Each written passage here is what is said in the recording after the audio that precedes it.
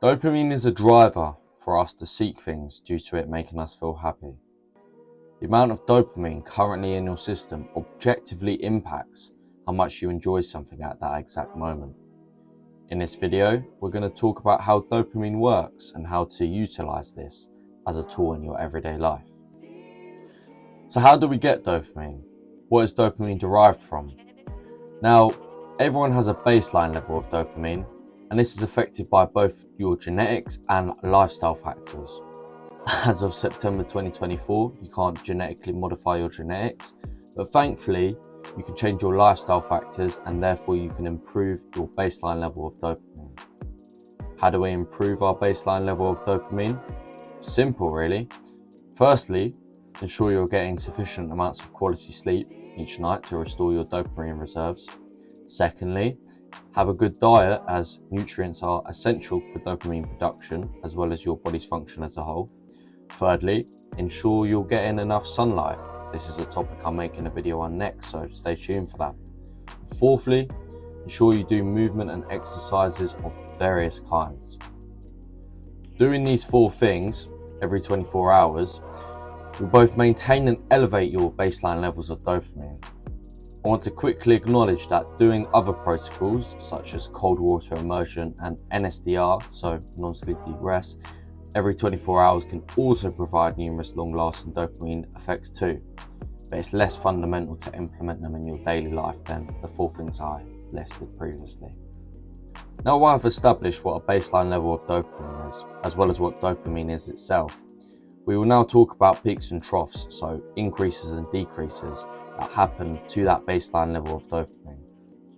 The 2 key things to understand about dopamine is that not only do we have a dopamine baseline, but when we experience peaks and troughs in our baseline level of dopamine, these are triggered by anything and everything in our lives. Certain behaviors, certain compounds, drugs, foods, you name it, it probably increases or decreases your baseline level of dopamine. Peaks and troughs in your baseline level of dopamine are not independent of one another, instead related to each other. If you think about a sandwich you really want to eat, dopamine isn't just released when you eat it, dopamine actually starts being released when you start thinking about it, since dopamine is also released in anticipation of what reward that we want. When you want a reward, so in this example a sandwich, you have a mini spike in dopamine at the thought of it. Then your dopamine actually goes down and you have a dip below baseline, so a trough in your dopamine. This trough is what actually triggers your desire, so your motivation to find that reward, to find that sandwich. When that sandwich is then consumed, your dopamine spikes back up according to how much you enjoyed that sandwich, so enjoyed that reward. If you like the sandwich, it goes up. If you didn't like the sandwich, then it stays below the original baseline. Regardless of whether you get a peak from the baseline in your dopamine level or a trough from baseline, in either event, your dopamine will eventually converge back to baseline. The dopamine peak and trough system can be varied in time depending on how long it takes to reach a goal, for example studying for an upcoming exam. You'll have rewards overlap each other, having a low baseline, for example, due to an upcoming exam, but a slightly high increase in your level of dopamine due to a nice sandwich that you may have consumed an hour previous. All these rewards are integrated and adjusting your baseline levels of dopamine all the time as you go to pursue goals. It should be cleared up as well that people enjoy different things. Therefore, people get different levels of dopamine spikes from doing the same activity.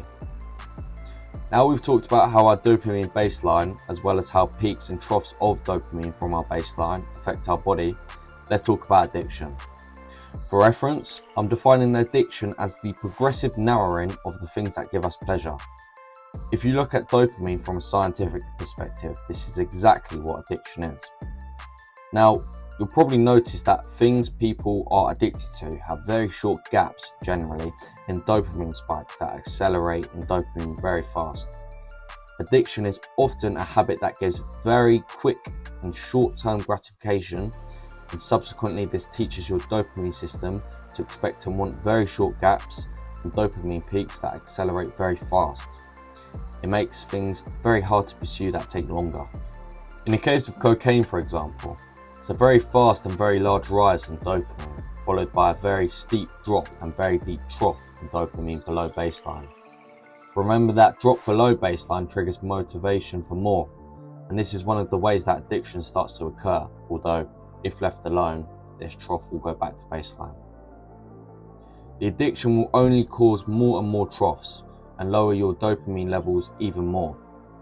I want to add that when someone says they are burnt out, quote unquote, almost always they have actually just spiked their dopamine so many times that their dopamine baseline has continuously dropped and dropped until it becomes nothing like it used to be. Now, using the cocaine analogy of how addiction works, we can use this to help fight addiction. Dealing with addiction can be handled in multiple ways. Going cold turkey, which, as hard as it sounds, would initially drop your dopamine levels even more until the dopamine circuitry goes back to baseline. You can taper off your use of something, doing something only X times per day or per week or per month to limit short and rapid dopamine spikes until you've eventually come off it completely. You can even limit when you're doing an addiction, for example, only doing it at night time. Now we've discussed addiction and fundamentally how dopamine works to create such addiction, let's talk about rewards that secrete dopamine. We are so attached to the dopamine relationship of desire, motivation and outcome. The dopamine system works according to what feels hard or easy in the moment. When you complete a long-term goal and get a dopamine peak, after you will actually then experience a drop below baseline in your level of dopamine. When people do things that make them extremely happy, give birth to a child as an example, you'll notice that after the event and initial dopamine increase, their dopamine will often drop. Now, especially when you first have a child, your life becomes a lot harder and you lose a lot of sleep, for example, that therefore decreases your baseline level of dopamine. So I'll give more examples to help illustrate this point. When you see people win a competition that they've spent a long time preparing for, regardless of what that competition is about, you'll notice they'll often report a dopamine crash afterwards, a dopamine trough, if you will, post achieving that goal and that initial dopamine peak. There's an experiment done at Stanford University that took children in nursery who liked drawing, and they started giving them a reward for drawing. That reward was a gold star. Then after a while, they stopped giving the children a gold star, and what they found is the children had a much lower tendency to draw on their own. Remember, this activity prior to be given a gold star was an activity the children loved and enjoyed to do. Nobody was telling them to draw.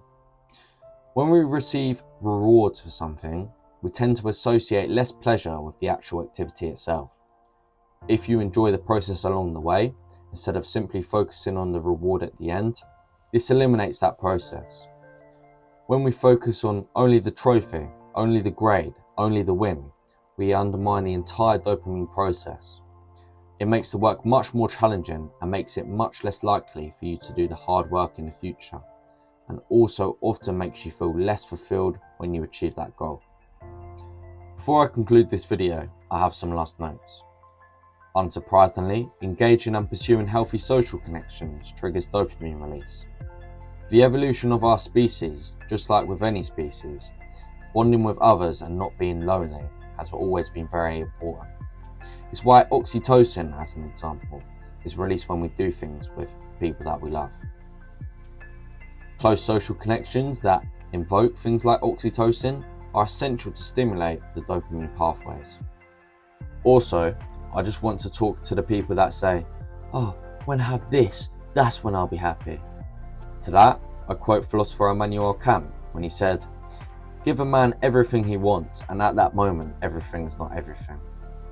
What I'm illustrating is that you have to enjoy the process instead, because that mindset will only make you want more. Yes, have long-term goals, being on the path of continuously pursuing those life goals, but at the same time, enjoy what life has to give along the way. I'll repeat that, because if there's one thing that I want being learned in this video, it's this: have long-term goals, being on the path of continuously pursuing those life goals, but at the same time, enjoy what life has to give along the way. Now remember what I've talked about when doing this rule of thumb. As you pursue life goals, don't be completely focused on the reward of such life goal. Simultaneously, as you enjoy what life has to give along the way, not only should you avoid addictions that control your dopamine system, but also make sure you're enjoying what life has to give with others. As remember, I talked about how humans are sociable creatures who fundamentally don't want to be lonely. Lastly, make sure you're doing the habits I talked about at the start of the video to ensure you maintain a high baseline level of dopamine too. In the description, I've linked the sources that I've used for this video and also information that I found interesting that I hadn't included. This is the end of the video, so if you could leave any support, that'd be highly appreciated. Constructive criticism as well, please feel free to send it. That's about it. See you later.